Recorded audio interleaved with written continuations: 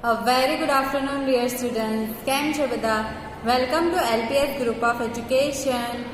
તો આજે આપણે સામાજિક વિજ્ઞાન વિષયનો અભ્યાસ કરવાના છે, જેમાં આપણે લાસ્ટ લેક્ચરમાં શું જોયું હતું? ચાલો યાદ કરો. આપણું પહેલું ચેપ્ટર પૂરું થઈ ગયું છે, બરાબર ને? લાસ્ટ લેક્ચરમાં આપણે પહેલું ચેપ્ટર પૂરું કર્યું, જેનું હું તમને થોડુંક રિવિઝન કરાવી દઉં. પહેલું ચેપ્ટર હતું રાજપૂત યુગનું, બરાબર, જેમાં સમ્રાટ હર્ષવર્ધનના અવસાન બાદ ઉત્તર ભારતના રાજ્યનું નાના નાના ખંડોમાં વિભાજન થયું અને પુલકેશી બીજાના અવસાન બાદ દક્ષિણ ભારતના રાજ્યનું નાના નાના ખંડોમાં વિભાજન થયું. ત્યાર પછી આપણે ઉત્તર ભારતના રાજ્યો જોયા હતા અને તેના બધા શાસકો જોયા હતા, કે તેના બધા વંશજો જોયા હતા. ત્યાર પછી આપણે દક્ષિણ ભારતના રાજ્યો જોયા હતા અને તેના બધા વંશજો જોયા હતા, કે શાસકો જોયા હતા. ત્યાર પછી આપણે રાજપૂત યુગની શાસન વ્યવસ્થા, તેઓ કઈ રીતે રાજ કરતા તે જોયા હતા, તેમની શાસન વ્યવસ્થા શું હતી તે જોયું હતું. પછી ભારત પર જે વિદેશી આક્રમણો થયા, સુલતાન ગઝનીએ વિદેશી આક્રમણો કર્યા, મોહમ્મદ ગઝનીએ વિદેશી આક્રમણો કર્યા, પછી શહાબુદ્દીન ગોરીએ આક્રમણ કરેલું, જેનું પૃથ્વીરાજ ચૌહાણે પહેલી વખત તો હાર આપી, પરંતુ બીજી વખત તો પછી શહાબુદ્દીન ગોરીનો વિજય થયો, જે તરાઈની લડાઈથી ઓળખાય છે. ત્યાર પછી મેં તમને એનું સ્વાધ્યાય પણ કમ્પ્લીટ કરાવ્યું હતું, જેમાં પ્રશ્ન 1 મેં તમને કરાવેલો, પ્રશ્ન 3 અને પ્રશ્ન 3 અ બ, આ 3 મેં તમને કમ્પ્લીટ કરાવેલા, અને જે પ્રશ્ન 2 અ બ છે એ તમારે હોમવર્કમાં કરવાનું હતું. ઓકે, તો એ તો હોમવર્ક કરવા માટે તમારે 3-4 દિવસનો હું તમને ટાઈમ આપું છું. ઓકે, એટલામાં કમ્પ્લીટ કરી લેજો. તો આજે આપણે હવે આગળ વધશું અને જોઈશું તમારું બીજું ચેપ્ટર. ચાલો તો શરૂઆત કરીએ બીજા ચેપ્ટરની. પહેલું હતું રાજપૂત યુગ અને બીજું ચેપ્ટરનું નામ છે દિલ્હી સલ્તનત, બરાબર ને? બધા મુગલોની સલ્તનત હતી ત્યારે દિલ્હી સલ્તનત એ પહેલાંથી જ ખૂબ ઇન્ટરેસ્ટિંગ ટોપિક રહ્યો છે. દિલ્હીમાં ઘણા જ બધા યુગોએ, ઘણા બધા રાજાઓ, ઘણી બધી સલ્તનતો સ્થપાઈ છે. તો આપણે આજે તે જોઈશું. શરૂઆત કરીએ તો હમ शुरुआत करते हैं दूसरे चैप्टर की. ओके, चलो तो જોઈએ. तो दोस्तों, दूसरे चैप्टर में आपका बहुत बहुत स्वागत है. ओके, तो शुरू करिए બીજું ચેપ્ટર. દિલ્હી સલ્તનત. નામ જુઓ, દિલ્હી સલ્તનત હતી. ઘણું, હમણાં દિલ્હી તમને આટલું નાનું દેખાય છે, પરંતુ દિલ્હી પહેલાં આખું જે ઉત્તર ભારત હતું તેનો સમાવેશ દિલ્હીમાં થતો હતો. પ્રાચીન કાળથી જ દિલ્હી ભારતીય રાજનીતિના કેન્દ્રમાં રહ્યું છે. રાજનીતિના કેન્દ્રમાં, હમણાં આપણી રાજધાની દિલ્હી છે, પહેલાંથી જ એ રાજનીતિમાં ખૂબ કેન્દ્રમાં રહ્યું છે. 12મી સદીમાં તોમર અને ચૌહાણ રાજપૂતોના સમયમાં દિલ્હી વેપાર વાણિજ્યનું એક મહત્વનું કેન્દ્ર હતું. અંડરલાઈન કરજો. 12મી સદીમાં તોમર અને ચૌહાણ રાજપૂતોના સમયમાં દિલ્હી વેપાર વાણિજ્યનું એક મહત્વનું કેન્દ્ર હતું. 13મી સદીની શરૂઆતમાં દિલ્હી સલ્તનતની સ્થાપના થઈ. દિલ્હી સલ્તનતની સ્થાપના ક્યારે થઈ? 12મી સદીમાં તે ફક્ત એક વેપાર વાણિજ્યનું કેન્દ્ર હતું, જ્યારે 13મી સદીમાં દિલ્હી સલ્તનતની શરૂઆત થઈ. આના નીચે પણ અંડરલાઈન. ઈસવીસન 1206 થી ઈસવીસન 1526 દરમિયાન ઉત્તર ભારતના વિશાળ વિસ્તાર ઉપર, જુઓ ઉત્તર ભારત મેં તમને કીધું, ઉત્તર ભારતના વિશાળ વિસ્તાર ઉપર શાસન કરનાર શાસકોને સુલતાન અને શાસનકાળને દિલ્હી સલ્તનત તરીકે ઓળખવામાં આવે છે. એટલે કે ઉત્તર ભારતના જે રાજ્યોમાં જેણે શાસન કર્યું હોય તે શાસકો, તે રાજાઓને સુલતાન કહેવાતા, બરાબર? સુલતાન અકબર, સુલતાન અઝીમુશાન, શહેનશાહ, સુલતાન, એવું કહેવાતું. દિલ્હી પર શાસન કરનારને સુલતાન કહેવાય, જ્યારે એ દિલ્હીને સલ્તનત તરીકે ઓળખવામાં આવતું હતું. આ શાસકો મૂળભૂત રીતે તુર્ક અને અફઘાન મૂળના હતા. તુર્કી અને અફઘાની, જે મુસલમાન છે તે લોકો. દિલ્હીમાં શાસનની શરૂઆત જ મુસ્લિમોથી થઈ હતી. એટલે કે જો આની નીચે અંડરલાઈન કરજો કે આ શાસકો મૂળભૂત રીતે તુર્ક અને અફઘાનના હતા, અફઘાન મૂળના હતા, એટલે કે મુસ્લિમો હતા. આ 350 વર્ષ, કેટલા? 325 વર્ષ, 350 વર્ષ દરમિયાન દિલ્હી સલ્તનતમાં કુલ 5 વંશોએ સત્તા ભોગવી. 350 વર્ષ કેટલા વંશજોએ સત્તા ભોગવી? 5 વંશોએ. યાદ રાખજો, ગુલામ વંશ, ખલજી વંશ, તુગલક વંશ, સૈયદ વંશ અને લોદી વંશ. પહેલો આપણે જોઈશું ગુલામ વંશ, ખલજી વંશ. તમે કદાચ પેલું મૂવી જોયું હશે પદ્માવત. હા, પદ્માવતી મૂવીમાં હતા ખિલજી, અલાઉદ્દીન ખિલજી. તો એ હતા ખિલજી વંશ, તે બી દિલ્હીના રાજા હતા, બરાબર. તો એ હતા ખલજી વંશ. પછી તુગલક વંશ. તો કદાચ તમે વેબ સિરીઝ કે એવું કંઈ જોતા હોવ તો તુર્કીની વેબ સિરીઝ છે એક અર્તુગુલ ગાઝી કરીને. તો એ આમનું વંશ હતું તુગલક વંશ, તે બી મૂળ તુર્કના હતા. પછી છે સૈયદ વંશ અને લોધી વંશ. આ 5 વંશજો હતા જે હતા મુસ્લિમ વંશજો. તેમણે 350 એટલે કે 325 વર્ષ દિલ્હી પર શાસન કર્યું. એમનો સમાવેશ થાય છે. તો આ 5 વંશજો વિશે આપણે પહેલા જોઈએ. દિલ્હી સલ્તનતની સાથે આપણે આ પાઠમાં વિજયનગર અને બહમની સામ્રાજ્યનો પણ અભ્યાસ કરીશું. ઓકે, તો પહેલા આપણે જોઈએ દિલ્હી સલ્તનતના શાસકો.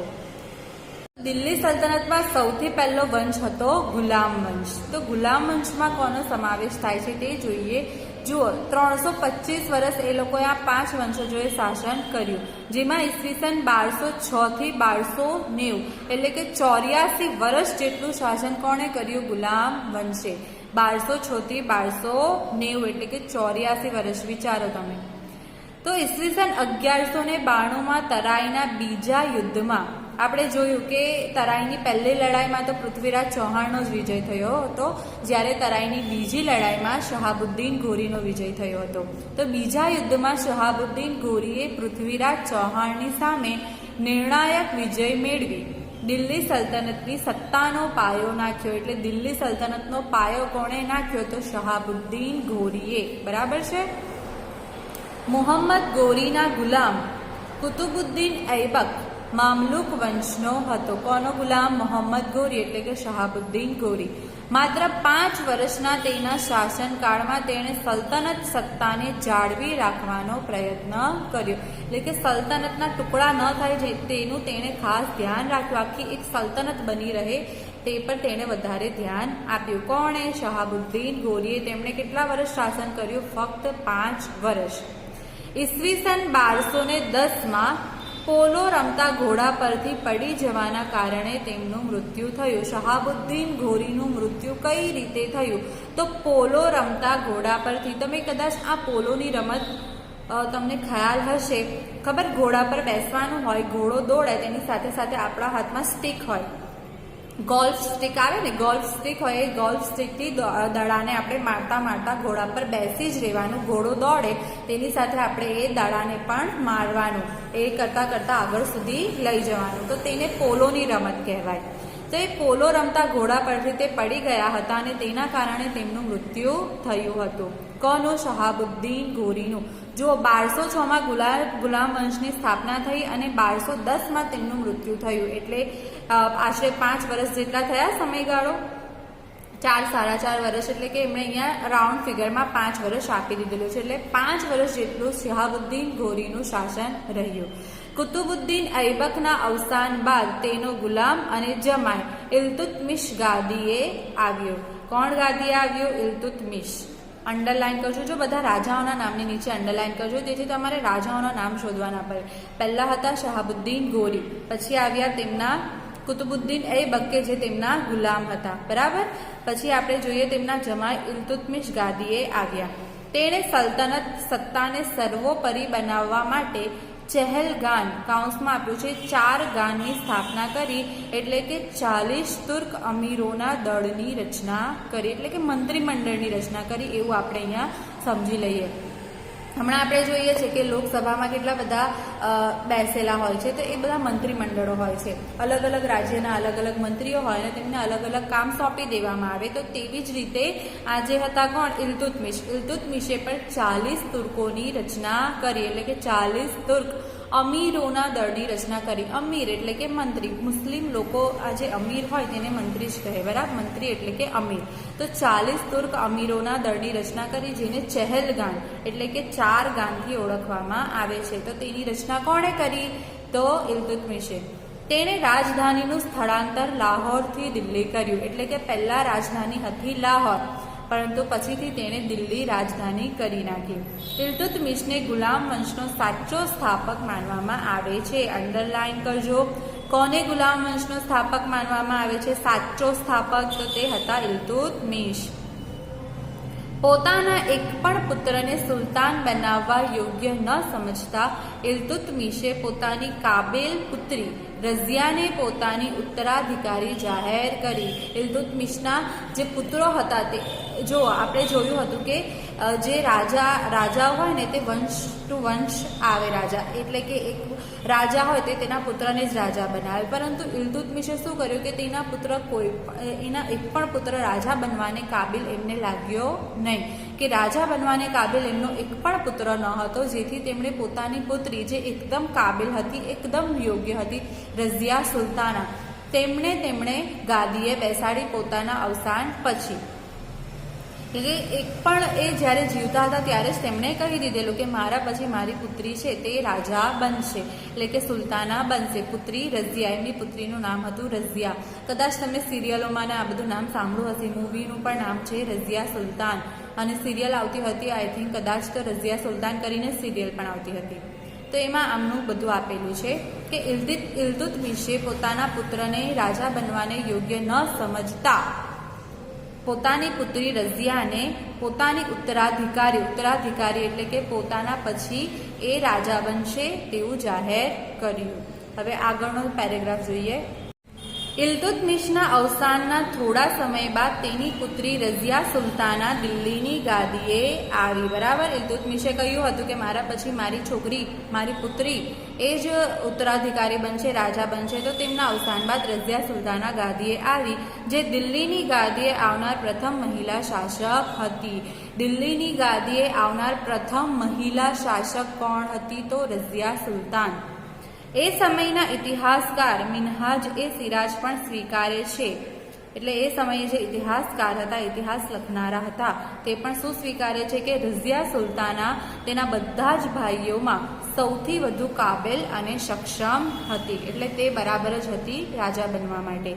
આમ છતાં એક મહિલા શાસનકર્તા તરીકે માન્યતા મળવી મુશ્કેલ હતી. એ સમયના લોકોની માનસિકતા એવી હતી નહીં કે તે કોઈ સ્ત્રીને પોતાની રાજા સમજે, પોતાની એક મહિલા શાસન એ પોતાની એક કોઈ સ્ત્રીને પોતાની ઉપર શાસન કરવા દે. તે સમયના લોકોની એવી માનસિકતા હતી કે એક સ્ત્રી કોઈ દિવસ રાજા બની શકે નહીં, એક સ્ત્રી ક્યારે પણ કોઈ વસ્તુ સંભાળી શકે નહીં. આ બધા જ કામ તે તો કોઈ પુરુષ ન હોય, સ્ત્રી શું કરી લેવાની? એટલે કે સ્ત્રી આવી બધી વાતોને સંભાળી શકે નહીં, સ્ત્રીએ તો ફક્ત ઘરમાં બેસવાનું. એ સમયના લોકોની એવી માનસિકતા હતી. તેથી આ જે રઝિયા સુલતાના હતી તેમને લોકોએ સ્વીકાર્યા નહીં એક શાસનકર્તા તરીકે. દરબારીઓ પણ તેને સ્વતંત્ર શાસક તરીકે સ્વીકારવા રાજી ન હતા. દરબારીઓ એટલે કે ઇલ્તુત્મિશે જે 40 અમીરોની રચના કરી હતી, ચહેલગાનની રચના કરી હતી, તે દરબારીઓ હતા. તેમણે પણ રઝિયા સુલતાનની એક રાજા તરીકે સ્વીકાર કર્યો નહીં. અમીરોની સત્તા લાલસા અને સતત ચાલતા વિદ્રોહોએ તેના શાસનનો અંત આણ્યો. અમીરો, પેલા 40 અમીરો, મેં તમને કીધું 40 મંત્રીઓ, તો તેમની સત્તા લાલસા એટલે એમને એવું કે આ એક મહિલા શાસન કરી શકે તો પછી અમને ન બનાવાય, અમને વધારે સમજ પડે. તો સત્તા મેળવવાની લાલસા અને સતત ચાલતા વિદ્રોહો એટલે કે લડાઈઓથી કંટાળીને પછી રઝિયા સુલતાનાએ પોતાનું શાસન પદ છોડી દીધું અને તેમના શાસનનો અંત આવ્યો. તેના અવસાન પછી 6 વર્ષ સુધી રાજ્યમાં અંધાધૂંધી ચાલી. એટલે કે રઝિયા સુલતાનનું મૃત્યુ થયું અને તેના શાસનના 6 વર્ષ સુધી કોઈ રાજા બન્યું નહીં, અને ખૂબ રાજા બનવા માટે બધાના વચ્ચે લડાઈઓ ઝઘડાઓ ચાલ્યા. અમીરોએ ઇલ્તુત્મિશના પુત્ર નાસિરુદ્દીનને દિલ્હીની ગાદીએ બેસાડ્યો. એટલે જે 40 અમીરો હતો ચહેલગાન, તેમણે શું કર્યું? તેમના ઇલ્તુત્મિશના જ પુત્ર હતા નાસિરુદ્દીન, એની નીચે અંડરલાઈન કરજો, તેમને દિલ્હીની ગાદીએ બેસાડ્યો સર્વસંમતિથી. 21 વર્ષના તેના શાસનકાળ બાદ તેનું અવસાન થતાં ગ્યાસુદ્દીન બલબન ગાદીએ આવ્યો. એટલે કે નાસિરુદ્દીને 21 વર્ષ સુધી શાસન કર્યું. 21 વર્ષ સુધી તેઓ રાજા બન્યા. કોણ? નાસિરુદ્દીન, જે ઇલ્તુત્મિશના પુત્ર હતા. 21 વર્ષના ત્યાર પછી કોણ આવ્યું? ગ્યાસુદ્દીન બલબન. ગ્યાસુદ્દીન બલબન રાજા, એટલે કે નાસિરુદ્દીનના અવસાન પછી ગ્યાસુદ્દીન એ રાજા બન્યા. તેણે ચહેલગામ દળનો નાશ કરીને શાસન તંત્ર પરથી અમીરોની પકડને હળવી કરી. એટલે કે ઇલ્તુત્મિશે જે ચહેલગામ બનાવ્યું હતું 40 અમીરોનું, બરાબર, 40 અમીરોને જે મંત્રીમંડળ બનાવેલું હતું તેણે નાબૂદ કરી નાખ્યું. ચહેલગામનો તેમણે નાશ કરી નાખ્યો, એટલે કે કોઈ આવા અમીરો બનાવવાના નહીં. અને અમીરોની પકડને હળવી કરી નાખી, એટલે કે અમીરોએ કોઈ પણ કાર્યમાં, કોઈ પણ રાજ્યના કાર્યમાં બોલવાનું નહીં. તેમણે અમીરોની આ જે દળ હતા, ચહેલગામ હતા, તેનો નાશ કર્યો. તેણે રાજાનું સ્થાન વધુ મજબૂત બનાવ્યું. જુઓ, આવું જ્યારે મંત્રીમંડળ હોય ને ત્યારે રાજાનો નિર્ણય છેલ્લો ન કહેવાય. રાજા કોઈ બી નિર્ણય લે ને તેને તેના મંત્રીમંડળને પૂછવું પડે. ત્યાર પછી જે બધાની મંજૂરી આવે, બધા પાસેથી મત લેવામાં આવે ને જે ફેસલો હોય ત્યાં મંત્રીમંડળના જે વધારે પડતા વોટ હોય સર્વસંમતિથી લેવામાં આવે ફેસલો. તેમાં રાજાનું એટલું મહત્વ હતું નહીં. પરંતુ જે કોણ હતા, ગ્યાસુદ્દીને શું કર્યું? આ અમીરોને નાશ કર્યો. આ અમીરોનું જે દળ હતું તેને તોડી નાખ્યું. અને પછી શું થઈ ગયું? રાજાનું જ મહત્વ. એટલે રાજા જે કહે તે ફાઇનલ. કોઈને પૂછવાની જરૂર નહીં, કોઈને કંઈ કહેવાની જરૂર નહીં, અને કોઈની પાસેથી કોઈ સલાહ લેવાની જરૂર નહીં. એટલે કે રાજાનું મહત્વ વધ્યું. એટલે કે તેણે રાજાનું સ્થાનને વધુ મજબૂત બનાવ્યું. એટલે કે રાજાએ જ બધા નિર્ણયો લેવાના. બલબન સાહિત્ય અને કલાનો પોષક પણ હતો. એટલે જે બલબન હતા, ગ્યાસુદ્દીન બલબન, જે રાજા હતા, તે શું સાહિત્ય અને કલાનો, એમને બી સાહિત્ય અને કળામાં ખૂબ રસ હતો, પોષક હતો. 22 વર્ષના તેના શાસનના થોડા સમય બાદ દિલ્હી સલ્તનત પર ખલજી વંશની સ્થાપના થઈ. જો નાસિરુદ્દીને 21 વર્ષ શાસન કર્યું અને ગ્યાસુદ્દીને 22 વર્ષ શાસન કર્યું. અને 22 વર્ષના શાસન પછી ખલજી વંશની સ્થાપના થઈ. ગુલામ વંશનો અંત આવ્યો અને ખલજી વંશની સ્થાપના થઈ. તો આજે આપણે ગુલામ વંશ વિશે અભ્યાસ કર્યો. જો આજે આપણે ગુલામ વંશ વિશે જોયું, ઈસવીસન 1206 થી 1290 સુધી, એટલે કે 84 વર્ષ સુધી દિલ્હી પર ગુલામ વંશે શાસન કર્યું. જેમાં હતા શહાબુદ્દીન ગોરીએ ગુલામ વંશની સ્થાપના કરી. ત્યાર પછી કુતુબુદ્દીન ઐબક આવ્યા રાજા તરીકે, જે શહાબુદ્દીન ગોરીના ગુલામ હતા. તે રાજા તરીકે આવ્યા. પછી તેમનું અવસાન થયું. અવસાન થયા બાદ ઇલ્તુત્મિશ ગાદી આવ્યા. ઇલ્તુત્મિશ એ કુતુબુદ્દીન ઐબકના જમાઈ હતા. તે ગાદીએ આવ્યા. તેમણે પેલા ચહેલગામની સ્થાપના કરી, 40 તુર્કોની સ્થાપના કરી. ત્યાર પછી ઇલ્તુત્મિશે ઇલ્તુત્મિશને ગુલામ વંશનો સાચો સ્થાપક માનવામાં આવે છે. ત્યાર પછી તેમણે પોતાની પુત્રી રઝિયાને ગાદીએ બેસાડી, પરંતુ તેમનો કોઈએ પણ સ્વીકાર કર્યો નહીં. એટલે રઝિયા સુલતાનના અવસાનના 6 વર્ષ બાદ ઇલ્તુત્મિશના પુત્ર હતા નાસિરુદ્દીન, તેમને રાજા બનાવવામાં આવ્યા. અને નાસિરુદ્દીને 21 વર્ષ સુધી શાસન કર્યું. ત્યાર પછી એમનું અવસાન થતાં ગ્યાસુદ્દીન બલબન એ રાજા બન્યા. તેમણે 22 વર્ષ સુધી શાસન કર્યું. અને તેમણે જે ચહેલગામ હતું, 40 તુર્ક અમીરોનું જે દળ હતું, તેનો નાશ કર્યો અને રાજાના સ્થાનને વધુ મજબૂત બનાવ્યો. એટલે ગુલામ વંશના છેલ્લા શાસક હતા ગ્યાસુદ્દીન બલબન. તેમના 22 વર્ષના શાસન બાદ ખલજી વંશની સ્થાપના થઈ. તો ખલજી વંશ છે તે આપણે નેક્સ્ટ લેક્ચરમાં જોઈશું. આનું તમારે રિપીટેશન કરતા રહેવાનું છે. આમાં ઘણી બધી માહિતીઓ આપેલી છે જે તમારે યાદ રાખવાની છે. એટલે તમે જેટલું તેને વાંચશો તેટલું તમારા દિમાગમાં વધારે ઘૂસશે. હું જેટલી બી વાર અહીંયા વિડીયો પર બોલું, પરંતુ તમને ખૂબ કંટાળો આવશે કે ટીચર તો કેટલી વાર બોલે છે યાર, એક વખત કીધું તો થઈ ગયું, સાંભળી લીધું. પરંતુ આ તમને યાદ રહી, હું ઘડી બોલું અને તમને યાદ રહીને તો એ વધારે ઇફેક્ટ કરે. એટલે તમે જો વાંચતા રહેશો તો તમને યાદ રહેશે, બાકી તમને આ બહુ અઘરું લાગશે. ઓકે વિદ્યાર્થી મિત્રો, તો તમે હું જેટલું ચલાવું ને એટલું એટલીસ્ટ વાંચતા રહ્યો તો તમારા દિમાગમાં એ રાજાના નામો, આપણે આગળના ચેપ્ટરમાં રાજપૂત યુગ જોયો, તેમાં કેટલા બધા વંશો આવ્યા, કેટલા બધા રાજાઓ આવ્યા. તો તમને ખૂબ અઘરું લાગ્યું હશે કે યાર આ કેવી રીતે યાદ રહેશે અમને, પરંતુ તમે વાંચતા રહેશો ને તો તમારા માટે સરળ રહેશે. ओके, तो હું તમને એક જ સલાહ આપું છું કે દોસ્તો, પડતે રહો और खुश रहो और याद रखते रहो. ओके વિદ્યાર્થી મિત્રો, હવે આપણે જે આગળનું જે ખલજી વંશ છે તે નેક્સ્ટ લેક્ચરમાં જોઈશું. Thank you.